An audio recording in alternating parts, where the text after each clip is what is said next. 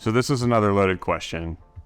I'll start with the disclaimer of you're best to make this decision with help from a financial planner or retirement planner or someone of the like, because all this is dependent on where you're at, what you've done already, and what you want to happen.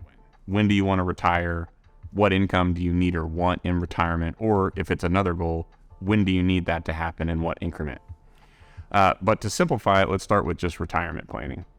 There's a lot of general rules of thumb that we're taught as finance people, whatever it is that we call ourselves. A lot of that has moving parts.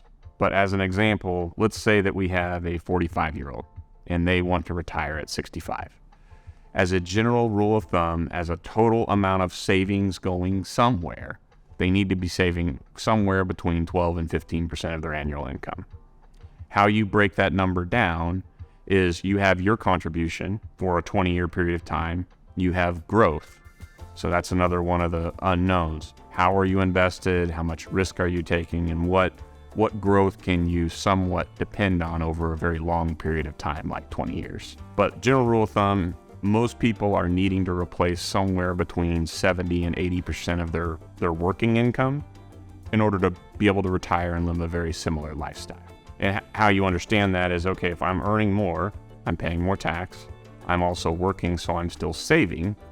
And when you're retired, you're generally not continuing to contribute, or you're not allowed to continue to contribute to those types of vehicles. So 70 to 80% of your income can be achieved typically by somewhere between that 12 to 15% number. And that number can go down if you have an employer that's matching, or you have a profit sharing contribution that gets made annually on your behalf, things of that nature. But like I said at the beginning, you really have to run those numbers and then rerun them regularly to understand, okay, here's where I'm at.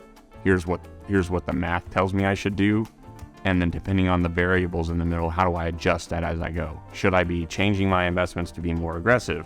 Can I change my investments and be more conservative? And then you have, an employer will change matching or profit sharing contributions regularly too. So there's a lot to it, but just as a general rule of thumb, that's what most of the talking heads in the finance industry would tell you.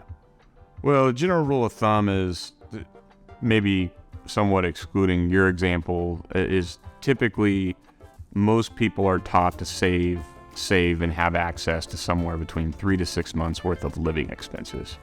The emergency fund. That's the first starting point that most people are trying to achieve. When you get beyond that, then you get to the savings.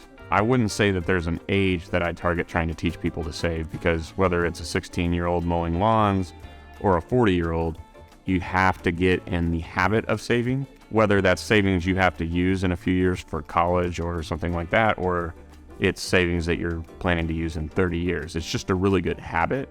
And the more that you save, as life hits you of this happens or that happens, the better prepared you are. It's not always going to be saving for retirement, but just savings in general is always a good idea, because then if something happens that you've not planned for, you're prepared for it.